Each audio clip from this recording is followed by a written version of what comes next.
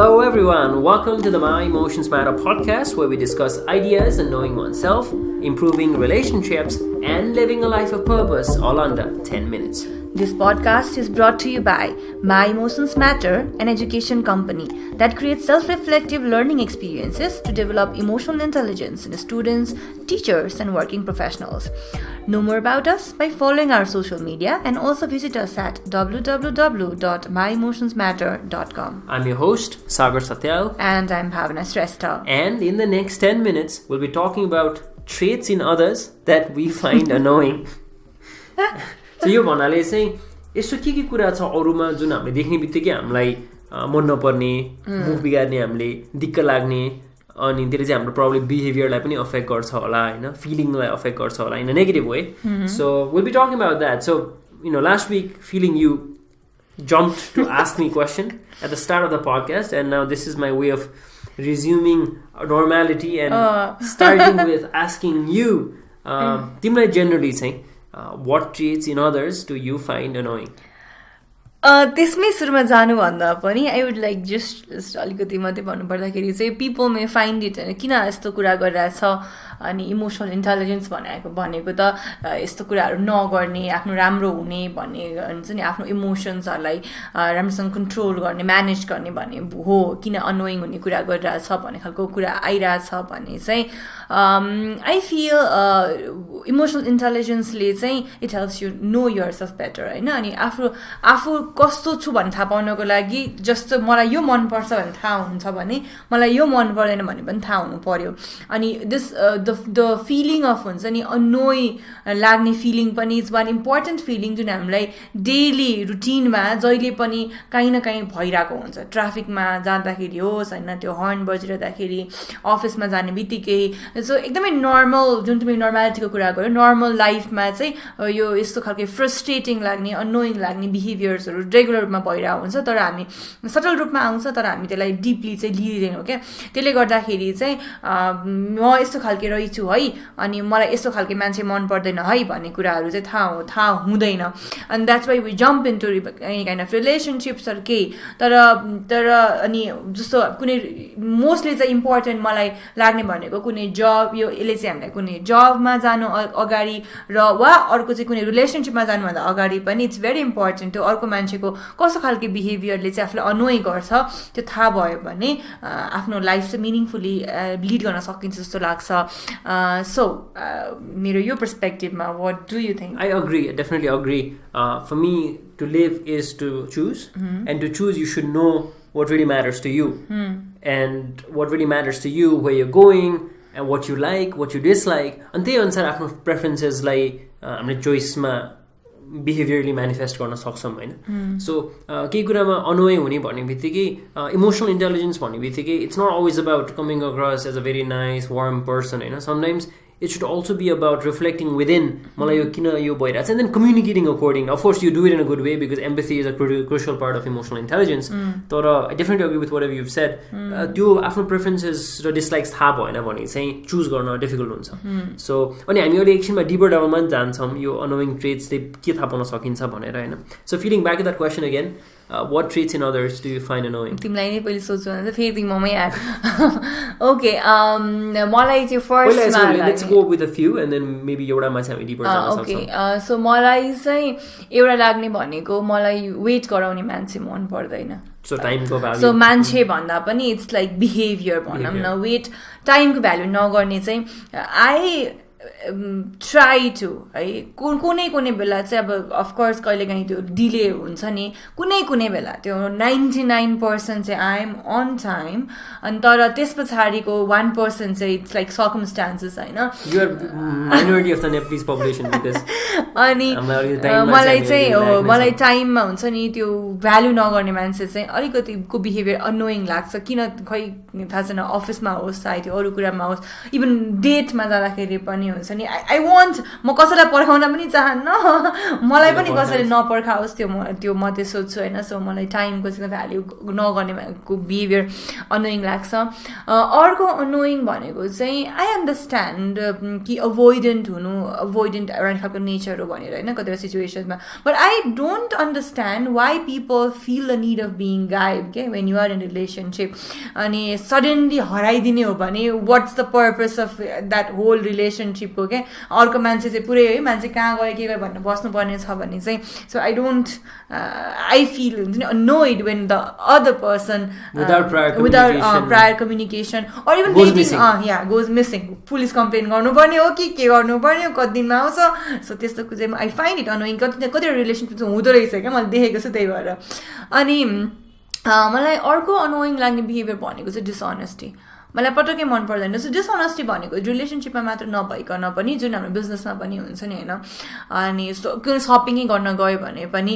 You know कि of course certain margin राखेको हुन्छ अनि त्यही भएर उसको लिभिङ हुन्छ तर ट्राइङ टु चिट यो कस्टमर एन्ड हुन्छ नि त्यो मार्जिनभन्दा एकदमै बेसी राखिदिने जस्तो रिसेन्टली आई हुन्छ नि फेस द्याट के अब अलिकति साँझ परिसकेको थियो ट्याक्सी चढ्नु पर्ने थियो आई नो म्याक्सिमम् लिमिट भनेको 500 लिन्छ त्यो ट्याक्सीले भन्नु मलाई थाहा छ कि डिस्टेन्स अनुसार बट he says कि it's 1200 like it's 200 थप्यो के भन्छ 12-14 थप्यो भने त इट्स लाइक ट्रिपल होइन अनि सो मलाई त्यस्तो चाहिँ मन पर्दैन अनोइ गर्छ त्यस्तै छ मेरो तिम्रो अरू के छ देन वी क्यान डिस्कस कुनै एउटा कुरामा मलाई चाहिँ त्यही हो टाइम इज डेफिनेटली वान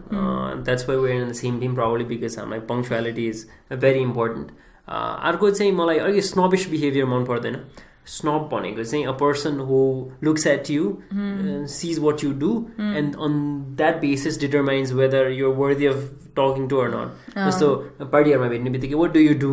अलिकति अनि मलाई अलिकति प्याटर्नाइजिङ बिहेभियर मन पर्दैन अलिकति मान्छेलाई हुन्छ नि अलिकति जुनियर देख्यो भने तल मान्छेसम्म हेरेर होइन ए बाबु ल है बिचरा जस्तो त्यो attitude I feel like we should all be equals एउटा चाहिँ हराइजन्टल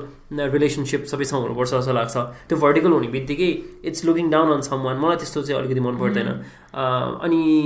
यस्तै हो कुराहरू चाहिँ त्यस्तो I am sure there is a long list होइन त्यो अहिले हुन्छ नि फेरि पडकास्टमा धेरै टाइम पनि छैन तर let's pick one and really see how that can help us become more emotionally intelligent by knowing what annoys us about the other person. So यसको अहिलेको लागि चाहिँ let's talk about being on time. Okay. Right? So तिमीले time भन्ने बित्तिकै so I think it's safe to assume कि तिमीले तिम्रो पार्टनर्सहरूसँग पनि you expect कि no partners not partners collaborative partners तिम्रो के भन्छ भेन्चरको collaborative partners हुन्छ there is हुन्छ नि डिफरेन्ट तिमीले त्यो jointly बनाएको हुन्छौ डिफरेन्ट प्रोग्राम्सहरू सो मेबी तिम्रो साइडबाट तिमी टाइममा भइरहेछ भने you expect them to be on time as well त्यो डेलिभरी टाइममा हुनुपर्छ भन्ने छ अनि probably because this is value is important for you तिमीले त्यो टाइममा डेलिभर गर्न सक्दैन भने I feel like it's important for you to communicate with them कि यो पर्टिकुलर सिचुएसनमा चाहिँ यो सर्कमस्टान्सले गर्दाखेरि हुन सकेन I'm sorry about it भनेर अपोलोजाइज गर्नु पनि इज भेरी इम्पोर्टेन्ट जस्तो लाग्छ होइन यो चाहिँ I feel like this something that a lot of people face and find it difficult they go missing no भन्न गाह्रो हुन्छ ओभर प्रमिस गर्ने अनि अन्डर डेलिभर गर्ने धेरै मान्छेमा त्यो प्रब्लम पनि देखेको छ होइन सो र फिलिङ इमोसनल इन्टेलिजेन्सको टर्म्समा चाहिँ why do you think this is important अघि सुरुमा भनेको कुरामा पनि हो because it's like you have to manage yourself नि त होइन अनि वेन यु नो एउटा कुरा चाहिँ जस्तो सपोज अब डेटिङकै कुरा गरौँ न होइन I really like this person रे होइन मलाई यो मान्छे एकदमै सपोज यो एक्स भन्ने मान्छे एकदमै मनपर्छ अरे होइन अनि तर के हुनसक्छ भने दुईवटा सिचुएसन आउन सक्छ लाग्छ क्या आइएम लाइक म चाहिँ उसँग फर्स्ट डेटमा गइरहेको छु होला मलाई मनपर्छ हामी कुराकानी पनि गर्छ मैले तर फर्स्ट अफिसियल डेट हुन्छ नि फर्स्टमा गइरहेको छ अरे अन्तखेरि केही कथन कता अझै त्यो मान्छे लेट आयो अरे फर्स्ट थिङ म अनोइड भइहाल्न सक्छु कि एउटा चाहिँ होइन म अनोइड भइहाल्न सक्छु किनभने मेरो बानी नै त्यस्तो छ क्या म अनोइ भइहाल्ने बानी छ त्यसले गर्दाखेरि उसमा आउने ऊ आइसकेपछि मैले गर्ने बिहेभियर अब चेन्ज हुनसक्छ होला बुझ्दै नबुझिकन होइन कहिलेकाहीँ त कुनै सिचुएसनले गर्दाखेरि त्यस्तो भएको हुनसक्छ नि त ऊ जेन्युनली चाहिँ एकदमै पङ्क्चुअल मान्छे हो तर कहिलेकाहीँ हुने सिचुएसनमा त्यो दिन पर्यो त्यस्तो सो म चाहिँ उसको कुरा सुन्दै नसुनिकन आफ्नो बिहेभमा स्वेट भएर जान सक्छु क्या आफ्नो फिलिङ्समा होइन अनि सेकेन्ड पर्सपेक्टिभ चाहिँ के हुन्छ भने तर इफ त्यो मान्छे चाहिँ जहिले पनि त्यस्तै नै रहेछ भन्ने खालको situation if you start noticing that pattern then as a person त तिमीलाई त त्यो बिहेभियरले अनोय गर्छ नि त एन्ड वेन युआर लाइक कुनै रिलेसनसिपमा जाँदैछ भने इट्स अ लङ टाइम तिमी कमिटमेन्टको तरिकाले नै जान्छौ नि त फिलिङ छ भने चाहिँ डिफ्रेन्ट कुरा होइन तर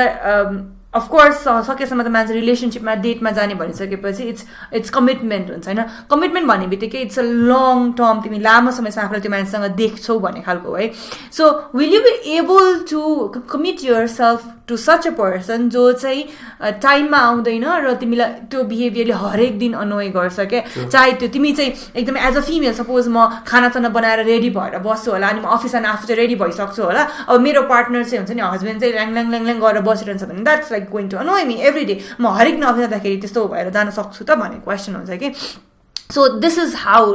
नोइङ द्याट म कसरी अनोइड भइरहेको छु वा त्यसको आउटकम के भने थाहा भयो भने चाहिँ तिमीले आफ्नो इमोसन्सलाई म्यानेज गर्न सक्छौ र सँगसँगै फ्युचरमा आउने कुराहरूलाई पनि हुन्छ नि आफू कसरी अगाडि बढ्ने त भने 100% त्यसमा क्ल्यारिटी हुँदैन होला तर थोरै भए पनि अलिकति क्लियर वेमा जान सक्छौ जस्तो लाग्छ I think that's a brilliant point होइन वर्किङ कन्टेक्स्टमा पनि if timing is so important for you you would probably like to be in an organization where they value time meetings or time run nahune deadlines ko huncha ni respect nahune ठाउँमा you'll probably grow frustrated either you have to let go of that value and become someone like that who can adapt in that culture or else you will grow frustrated हैन यसमा एकदमै एउटा important point quickly भन्नु पर्दा चाहिँ म टाइमिङलाई important मान्छु भनेर तिमी त्यतातिर ड्रन हुने बित्तिकै you should understand कि that's something that you value in your life. We've talked about values in our earlier episodes. So for example, म चाहिँ टाइमिङलाई भ्याल्यु गर्छु भनेर कसरी थाहा पाउँछु भने मिटिङहरूमा जाँदाखेरि I like to reach 10 minutes early and I always find myself